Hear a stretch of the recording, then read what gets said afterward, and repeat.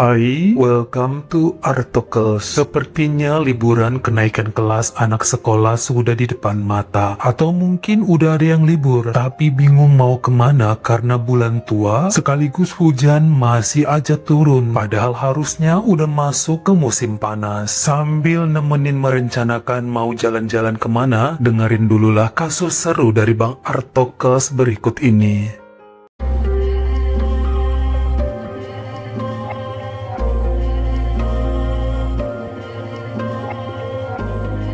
Pria tampan, baik hati, serta lugu ini kelahiran tahun 1994 dan bernama Fernando Gosal atau Nando yang merupakan anak kedua dari dua bersaudara. Aslinya dari wilayah Tuminting, Kota Manado di Sulawesi Utara. Namun saat usia 7 tahun ketika kedua orang tuanya meninggal, Nando dan abangnya yang bernama Samuel dibawa oleh tantenya ke Kota Batam sampai lulus SMA. Tahun 2014, pemuda tersebut tinggal di Jakarta Selatan dan sempat kuliah perhotelan, walau akhirnya tidak sampai lulus karena terkendala biaya. Dia sempat menjalani dua pekerjaan sekaligus, yaitu sebagai petugas kebersihan di Hotel Bintang 2 serta penjaga konter handphone. Sampai di pertengahan tahun 2019, Nando nyusul abangnya ke kota Quezon di negara Filipina karena saat itu Samuel yang sudah 4 tahunan di sana akan mengadakan acara pernikahan sederhana. Bahkan kemudian Nando jadi betah numpang tinggal di tempat abangnya sampai Samuel dan sang istri dikaruniai seorang putri di bulan Juli 2020. Salah satu alasan kenapa Nando bertahan juga karena terperangkap kondisi lockdown. Rencananya mau cari-cari kerja di Filipina aja karena gaji lebih besar di sana.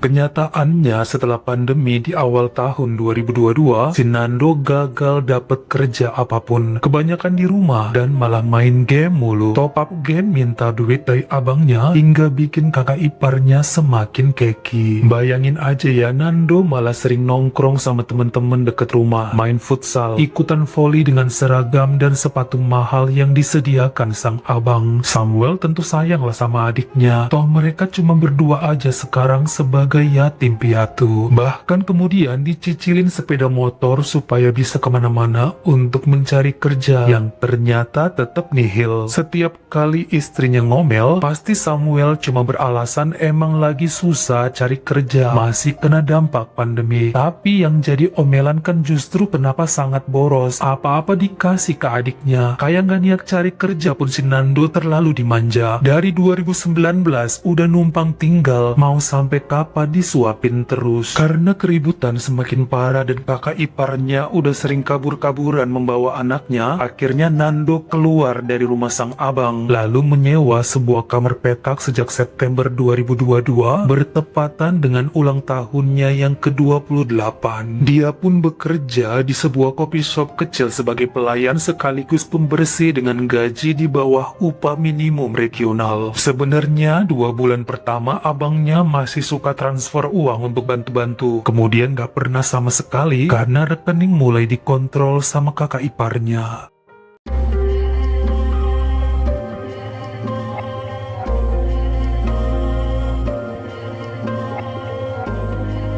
Bulan Maret 2023, Nando kenalan dengan teman dari owner coffee shopnya bernama Golta yang usianya cukup tua, yaitu 59 tahun, tapi masih sehat dan lajang. Golta merupakan manajer beberapa penyanyi kondangan dan juga pemain keyboard dari desa ke desa. Terkadang bekerja juga sebagai perantara kalau emang ada om atau tante yang kepengen cari hiburan dari PSK yang tentu dapat komisi sebagai mucikari. Nah, Golta melihat potensi yang besar terhadap Nando yang lugu dan tampan. Badannya juga cukup atletis yang pasti bisa dijual meski bahasa lokalnya masih pas-pasan. Yang penting ngobrolnya sudah nyambung dan pemuda itu juga mengerti apa yang dikatakan orang.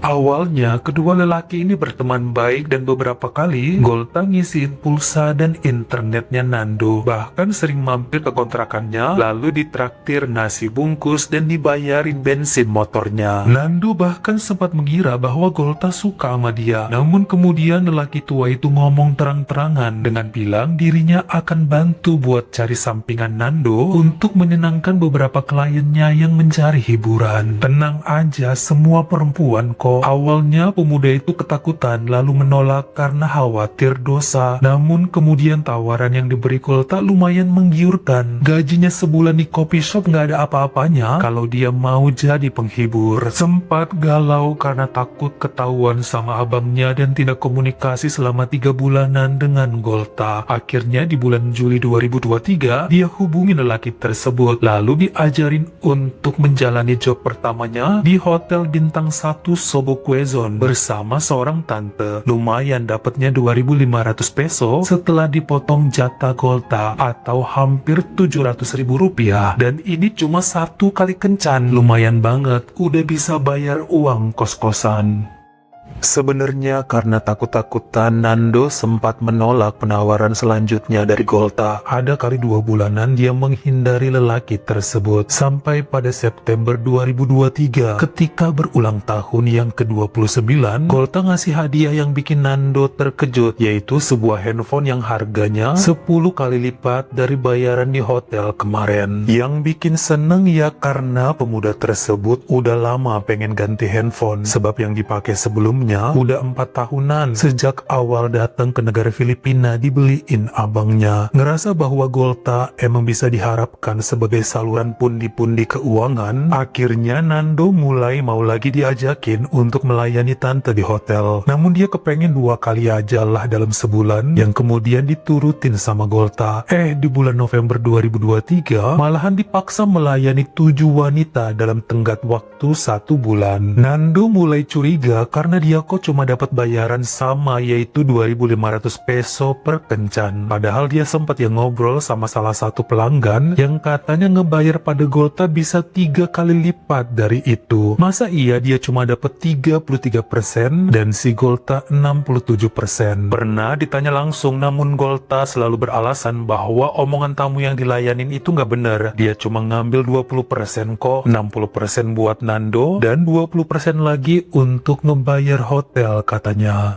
Bulan Desember 2023, ada seorang janda berusia 42 tahun bernama Annalyn Esperat yang merupakan toke bawang merah di Jalan Regalado, Kota Quezon. Perempuan ini sudah punya 1 anak tapi ngikut mantan suami dan hobinya adalah main laki-laki, minum alkohol serta karaokean semalam suntuk. Annalyn sudah langganan sama Golta dan saat ditawarin ada barang baru langsung setuju. Dia menyukai Nando karena sedikit lugu serta tidak banyak minta ini itu. Bahkan kemudian tukeran nomor handphone yang setelah ketahuan sama Golta langsung dimarahin. Pokoknya Nando atau Annalyn gak boleh saling menghubungin, wajib melalui Golta. Annalyn sendiri sempat ya marah karena dia kepengen pacaran aja dengan Nando, sebab itu emang tipenya. Namun Golta selalu menghalang-halangin kecuali perempuan tersebut mau membayar sesuai permintaan. Golta kalau sama duit mah jahat dan harga yang dikasih juga gak ngotak.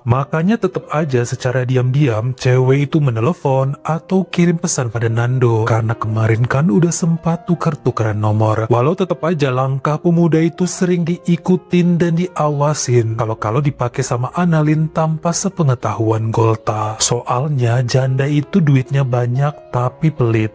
Kenyataannya pada Minggu tanggal 14 Januari 2024 terjadilah kencan antara Nando dengan Annalyn di Hotel Planet Merah dan pemuda itu mendapat uang 7.000 peso atau hampir 2 juta rupiah ketika mau pulang. Kaget dong saat di depan hotel muncul Golta yang langsung ngamuk kepada Annalyn dan sempat memukul perempuan itu yang dianggap mengganggu anak asuhnya serta melanggar perjanjian mereka, sampai diancam-ancam akan dihabisin kalau masih masih berani mengontak si Nando lagi. Hal yang sama juga diungkapkan kepada pemuda tersebut di kontrakannya. Kalau berani bertransaksi dengan tante-tante tanpa sepengetahuan Golta, awas ya, bahkan diancam akan dilaporin ke abangnya bahwa selama ini udah jadi PSK. Itulah Nando, kenapa kemarin sempat banyak cerita mengenai sang abang Samuel dan perlakuan kakak iparnya. Sekarang si Golta jadi pegang kartu mati supaya dia nggak berkutik lagi ke depannya. Ditariknya handphone Nando, lalu Golta menghapus nomor Annalyn. Dihapus juga history chat dan data panggilan terakhir karena dia yakin pemuda itu nggak inget nomor handphone janda bawang merah tersebut. Bahkan malam itu saking keselnya dibawa pulang oleh si Golta handphonenya Nando. Besokannya pas dibalikin udah dalam keadaan ke reset pabrik, hard reset, bersih seperti baru beli dan hanya ada nomor kontak Golta di sana.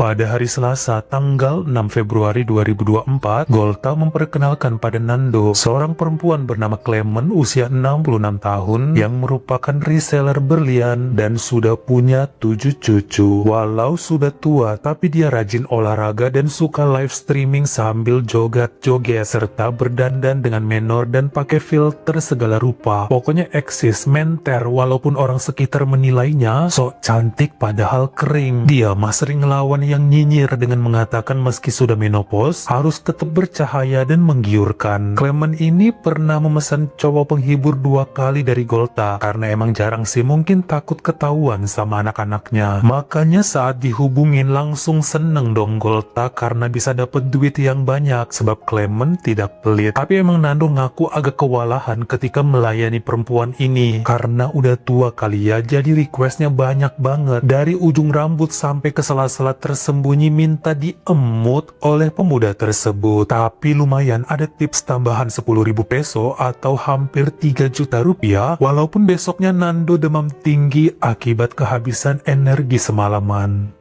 Kenyataannya meski Nando tidak lagi menyimpan nomor Annalyn kemarin, tapi si Annalyn kan nyimpan dan bisa menghubungi pemuda tersebut. Dia sering nelpon kok diam-diam hingga mengamuk saat tahu bahwa Nando melayani nenek tua, padahal udah janji gak akan jual diri lagi karena sering mendapat transferan dari wanita itu. Habis gak bisa nolak si perintah dari Golta. Ini membuat Annalyn mendiamin Nando selama semingguan, tapi si pemuda malah lebih cuek karena takut sama Golta yang mengancam akan lapor ke abangnya. Sampai pada minggu pagi tanggal 18 Februari 2024, Nando menghubungi Annalyn kembali dengan mengatakan bahwa nanti malam dia akan melayani nenek Clement di rumahnya dan tidak bisa nolak sebab Golta sudah dapat transferan. Dengan berteriak janda tersebut melarang jangan datang ke sana, tapi Nando bilang takut si aki-aki ngamuk. Hingga siang harinya Annalyn mendatangi kediaman Golta di Jalan Thomas Morato belakang Hotel Privato dan langsung menampar lelaki tersebut. Terjadi adu mulut awalnya sampai sama-sama emosi hingga Golta menarik tubuh wanita itu ke kamar mandi lalu mencekik sekuat tenaga di sana. Kepala Annalyn direndam ke air dalam bak dan ditahan selama belasan menit. Sesekali diangkat lalu kepala cewek tersebut digetok pakai gayung besi dengan keras lalu dicelupin lagi ke dalam air. Begitu terus sampai Annalyn tidak bergerak lalu meninggal akibat kehabisan udara.